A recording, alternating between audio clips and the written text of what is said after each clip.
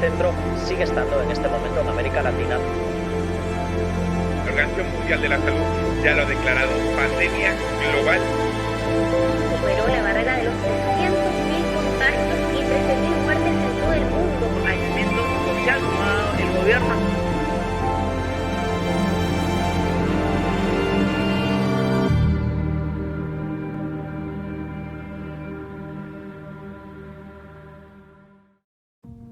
Hemos aprobado en el Consejo de Ministros y de manera unánime un decreto supremo que declara el estado de emergencia nacional por las graves circunstancias que afectan la vida de la nación a consecuencia del coronavirus.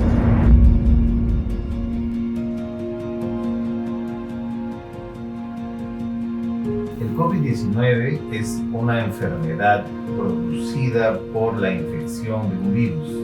Este virus es el virus SARS-CoV-2, que apareció en diciembre en China y de ahí, en un promedio de 4 semanas, llegó a todo el mundo.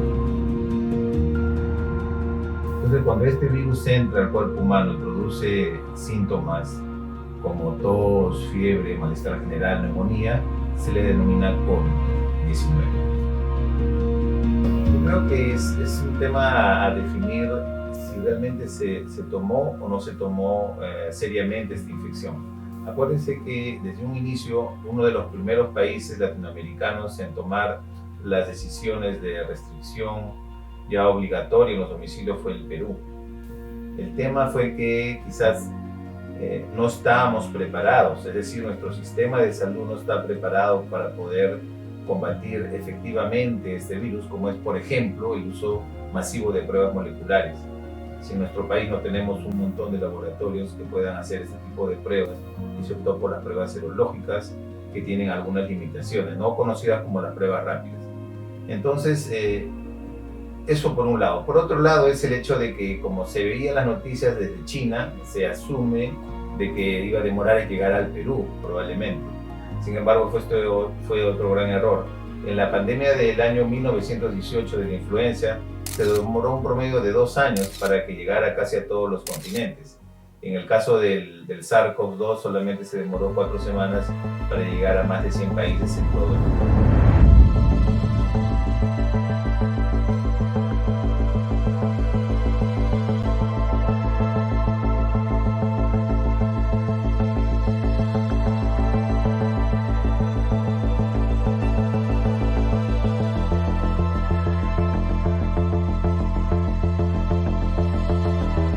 La población más afectada en nuestro país, en el mundo, en realidad son las personas mayores de 60 años.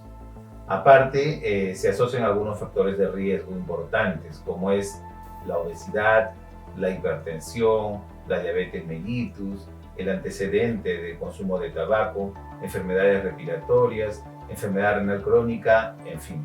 Básicamente enfermedades crónicas terminales no transmisibles, ¿no? Este grupo de enfermedades y en población mayor de 60 años es la más vulnerable para adquirir infección. La transmisión básicamente es de 3 formas. La primera forma es a través del contacto directo que tengamos a una persona, si hay menos de un metro de distancia, la posibilidad de que ingrese a su vía respiratoria la emisión de nuestras gotitas de saliva, por decirlo así, al momento de hablar, de conversar, se eliminan pequeñas gotitas. Estas gotitas ingresan por la nariz de la otra persona que está en un contacto cercano, menos de un metro, más aún si no uso mascarillas, la probabilidad de adquirir la infección es mayor. Esa es una forma. La otra forma es el contacto directo, que yo tenga contaminado el virus, por decirle, qué sé yo, me toco la nariz, ya tengo la infección, voy a esa persona, la toco, le doy la mano, esa persona se agarra su nariz y ya se contagió. Entonces el contacto directo con secreciones que contienen el virus es la otra forma. Y la otra que es, también se menciona, es el hecho de que está en superficies, por ejemplo en las monedas, en los ascensores, en los lugares que nos agarramos la mano para apoyarnos, ya sea en los diferentes lugares que puedan existir, está la posibilidad de que en las secreciones se contenga el virus. Por eso es importante el tema del lavado de manos. He ahí la trascendencia de tomar las medidas farmacológicas, no farmacológicas más importantes, que son distanciamiento social mayor a 1 metro, el uso de mascarillas y el lavado de manos. Tenemos más probabilidad de adquirir el virus son aquellos donde hay mucha gente, y más aún si estas personas no son conscientes de tomar las medidas no farmacológicas, ¿no?, que ya mencioné. Por ejemplo, los mercados, por ejemplo, los lugares donde va mucha gente, como el transporte público. Ahora, por ejemplo, en el Perú están tomando la decisión de que todos en el transporte público utilicen este protector facial. Lugares donde hay atención al público, por ejemplo, bancos, o todos esos lugares donde hay bastante afluencia de personas, es un lugar donde hay mayor probabilidad de transmitir la enfermedad. Un lugar también importante definitivamente son los hospitales, ¿no? En los hospitales, porque los pacientes van con signos y síntomas, es muy probable que haya una alta concentración o carga viral ahí, pero obviamente nadie está visitando los hospitales. Y de ahí la importancia que la reactivación económica en lugares de asistencia masiva se vaya limitando y liberando de poco a poco.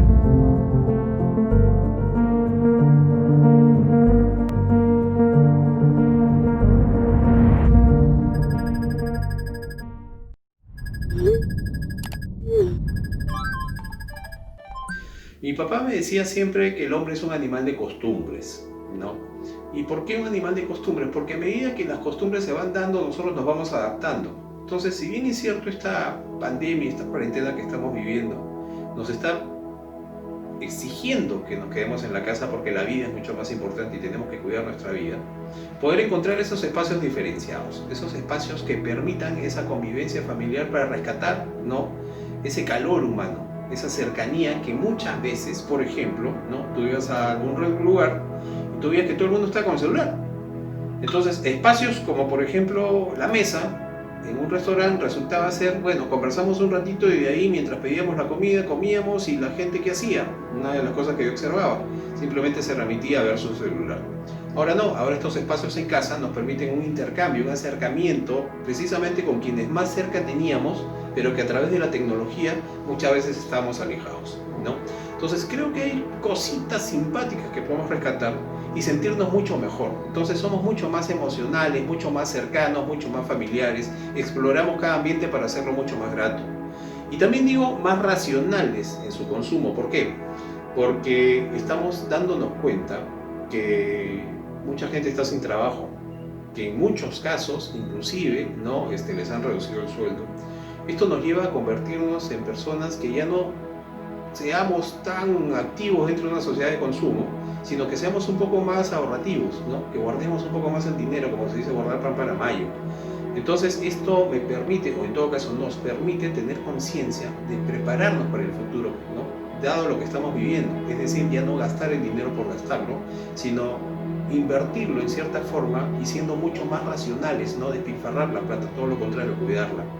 Y para eso, evidentemente, cada uno tiene una escala de prioridades dentro de las cuales considera este tipo de comportamiento, ¿no?, desde el punto de vista del consumidor. Entonces, como consumidores vamos a ser mucho más racionales, mucho más cuidadosos. Y como seres humanos, definitivamente vamos a ser mucho más emocionales por estos acercamientos, ¿no? Es más, la vez pasada leí un documento que me pareció interesante porque un poco planteaba cómo iba a ser el mundo después de la pandemia y hacía referencia precisamente a varios aspectos, ¿no? Por ejemplo, el hecho de que la gente sea más cuidadosa con su higiene personal, ¿no?, evidentemente para protegerse de cualquier enfermedad. Además de que va a evitar los conglomerados, la cantidad de personas que puede haber en determinados lugares y mantener una distancia, ¿no?, precisamente porque tiene que cuidar la vida. Y lo otro, ¿no?, que también era interesante, era como que íbamos a implementar un poco más el tema de la tecnología, pero precisamente para una mejor convivencia dentro del hogar o para acercarnos a través de lo que significa el teletrabajo o a través del estudio. Entonces creo que todo esto, si nosotros lo sabemos encaminar, vamos a poder encontrar un mundo que definitivamente se ha visto adelantado y que nadie esperaba, ¿no? El futuro ha venido de golpe, ¿no?, al presente, y que evidentemente tenemos que reinventarnos. Entonces creo que es importantísimo, ¿no?, que seamos conscientes de que esta pandemia y esta cuarentena de estar en casa nos da la oportunidad de encontrar cosas que pueden ser agradables. Y definitivamente creo que está en uno, por sobre todas las cosas, cuidar la vida, ¿no? Preservar la vida y encontrar esos espacios que nos hagan, digamos, una distracción distinta, ¿no? Pero que realmente lo podamos disfrutar.